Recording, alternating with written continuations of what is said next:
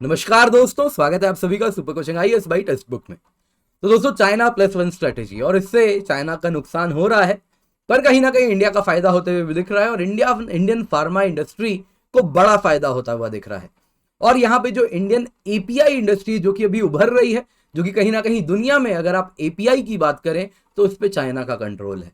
तो वो करीबन करीब $250 बिलियन इंडस्ट्री हो जाएगी आने वाले 2 साल में। तो क्या 2 साल बाद इंडिया उसे कंट्रोल कर पाएगा?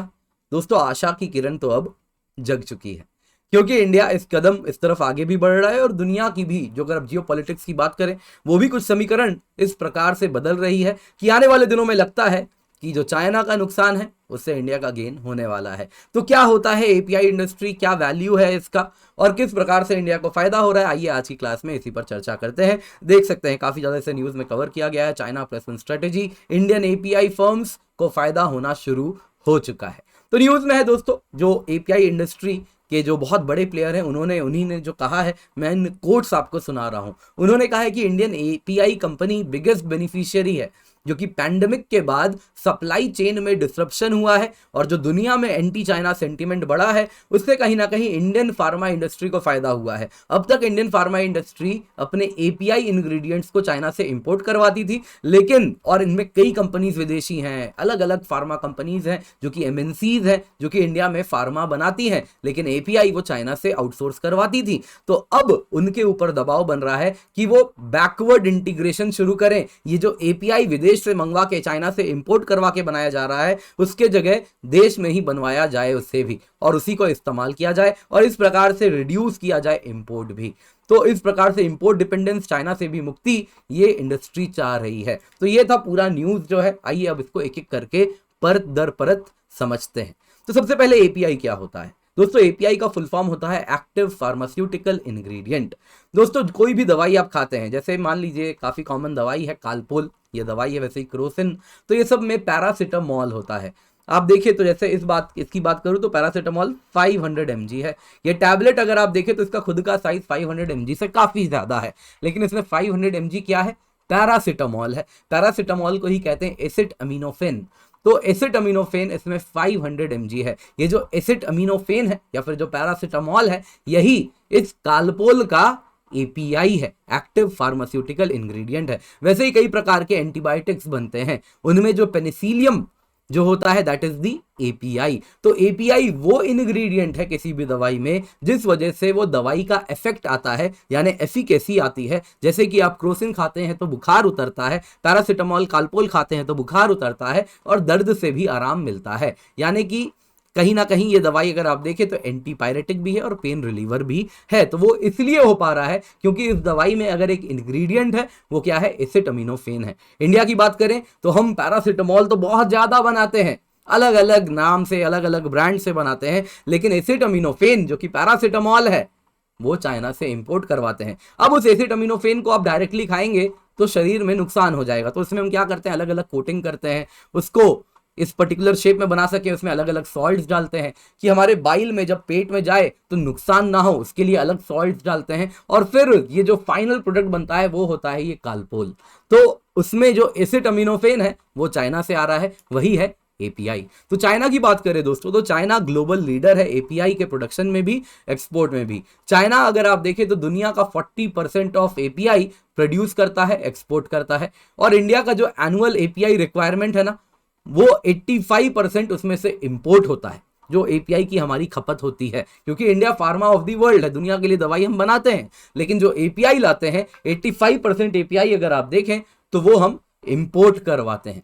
वैसे ही चाइना अगर आप देखें तो 65 से 70% उसमें से टोटल इंपोर्ट हम मंगवा रहे हैं, अकेला चाइना से 65 से 70% इंपोर्ट होता है। API and API process intermediates की अगर हम बात करें, जो टोटल दवाई एपीआई की बात करें, तो ड्रग का जो एक्चुअल प्राइस है, तो अगर मान लेते हैं, फर्ज करते हैं इस दवाई, थोड़ी देर के लिए मान लेते हैं इस दवाई की कीमत, मान लीजिए वैसे पैरासिटामोल 20 रुपए का है, ठीक है। तो इस 20 रुपए की जो कीमत आप देख रहे हैं इस वक्त, उसमें से करीबन करीब 25% यानी कि 4 रुपया कीमत किसकी होगी? इस एपीआई की। दोस्तों, ये रिटेल प्राइस की बात हो रही है। रिटेल तक पहुंचने में और भी अलग अलग सप्लाई चेन्स में चेंजेस आ चुके हैं। फाइनल रिटेल तक, दुकान तक पहुंच रहा है और फिर आपके जेब में जा रहा है। तो वैसे ही अगर आप देखिए जो मैन्युफैक्चरर है, जो दवाई बना रहा है, दवाई बनने के बाद डिस्ट्रीब्यूटर के पास गया, उसके बाद दुकान तक पहुंचा, लेकिन मैन्युफैक्चरर की बात करें तो 60 से 35% जो मैन्युफैक्चरर का कॉस्ट होता है वो इसी एपीआई में होता है। तो एपीआई बहुत इंपॉर्टेंट है, एपीआई को कंट्रोल करना भी बहुत जरूरी है। भारत की बात करें तो चाइना जो टोटल एपीआई एक्सपोर्ट करता है उसमें से 17% अकेला इंडिया को एक्सपोर्ट करता है, और ये नंबर्स बढ़ ही रहे हैं। तो अब कैसे इंडिया गेन कर रहा है, चाइना लूज कर रहा है? दोस्तों पैंडेमिक की अगर हम बात करें तो सप्लाई डिस्ट्रप्शंस हो गए, जियोपॉलिटिकल टेंशन हो गया, उससे इंडिया के ऊपर कह रहे हैं कि अब तुम एपीआई बनाना शुरू करो।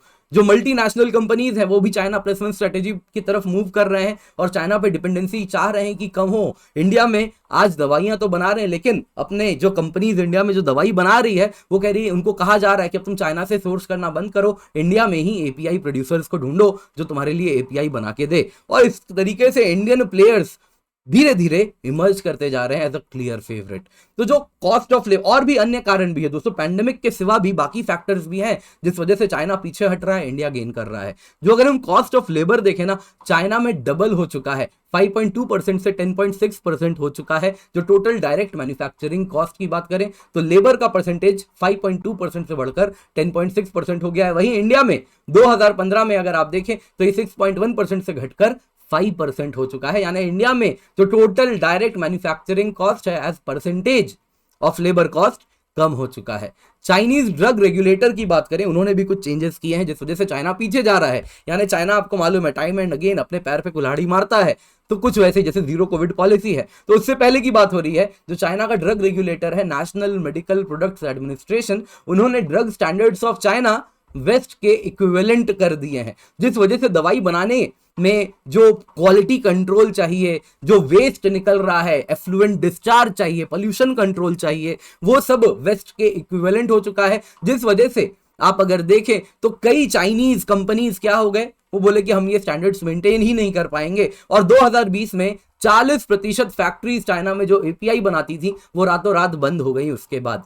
और अब तो यहां तक ये बात हो गई, कई वेस्टर्न कंपनीज आ गई हैं, कहती हैं हम चाइना में एपीआई बना देंगे क्योंकि हमारे पास वो स्टैंडर्ड्स मेंटेन करने की टेक्नोलॉजी है। तो अब जाहिर सी बात है वो नया मार्केट ढूंढ रहे हैं, तो वो कह रहे हैं कि चाइना क्यों जाए, इंडिया ही आ जाते हैं। वैसे ही पिछले कुछ सालों में हुआ यूं है ना कि इसके बाद से जब से चाइना ने इतने हाई स्टैंडर्ड्स बना दिए हैं ड्रग रेगुलेशन के, एपीआई बनाने के, तो पिछले कुछ सालों में पेनिसिलिन की कीमत $14 से बढ़कर $34 हो गई है पर किलोग्राम। तो आप सोच सकते हैं किस प्रकार से दाम बढ़ रहा है चाइना में भी। तो कहीं ना कहीं जो फार्मा इंडस्ट्री है वो नुकसान झेल रही है। तो अब एपीआई का क्या फ्यूचर है भारत में? तो दोस्तों इंडिया का जो मैन पावर कॉस्ट है वो अगर आप देखिए, जैसा मैंने बताया, दुनिया में वन ऑफ द लोएस्ट है, and cost effective skilled labour भी भारत में मौजूद है। तो डिपार्टमेंट ऑफ फार्मास्यूटिकल ने पीएलआई स्कीम भी लॉन्च कर दिया है। एपीआई बनाने के लिए लगभग 6,940 करोड़ का एक पीएलआई स्कीम है। वैसे ही मेडिकल डिवाइसेस के लिए भी है और फार्मास्यूटिकल्स के लिए भी है। तो एपीआई परचेज को हम चाह रहे हैं कि चाइना से इंडिया की तरफ मूव कर दें। जो कंपनीज भी हैं, ग्लोबल मैन्युफैक्चरिंग कंपनीज हैं, वो चाह रहे हैं कि इंडिया की तरफ मूव कर जाएं। लेकिन ये ऐसा नहीं कि पलक झपकते ही हो जाएगा, ये लॉन्ग ड्रॉन प्रोसेस है, काफी टाइम लगेगा। लेकिन ऐसा क्लियर संकेत मिल रहा है कि US and European pharma manufacturers अब पुश कर रहे हैं कि चाइना से एपीआई नहीं लेना है, इंडिया को ही एपीआई हब बनवाना है। और इस प्रकार से जो एपीआई मार्केट है, आप देख सकते हैं इसकी जो बढ़त है, ये 181 बिलियन का हुआ करता था 2020 में, ये 259.3 बिलियन का हो जाएगा 2026 आते आते। यानी एपीआई पर भारत का पकड़ बहुत मजबूत हो सकता है यदि हम इसी प्रकार से आगे बढ़ते रहें। तो दोस्तों आज की क्लास पसंद आई होगी तो लाइक कीजिएगा, इस टेलीग्राम चैनल पर आप जरूर जुड़ें, यहाँ से आपको पीडीएफ मिल जाएगा। इसके सिवा आप मेरे डेली लाइव क्लासेस में जुड़ सकते हैं, वन स्टॉप सोल्यूशन है आपकी यूपीएससी प्रिपरेशन के लिए। तो यहाँ पर वो है super coaching, GS courses, optional courses, subject courses, CSAT, सब कुछ आपको मिलता है। सुपर टीचर्स का कोर्स मिलता है केवल 1 साल का सब्सक्रिप्शन 29,999 रुपए में। ये तब है जब आप कूपन कोड KINJAL यानी किंजल का इस्तेमाल कर रहे हैं, जिससे आपको मिलता है सबसे कम कीमत। और इतना ही नहीं, साथ ही साथ आपको मेरे जितने भी फ्री कोर्सेज हैं आप उसको भी सपोर्ट कर पाते हैं।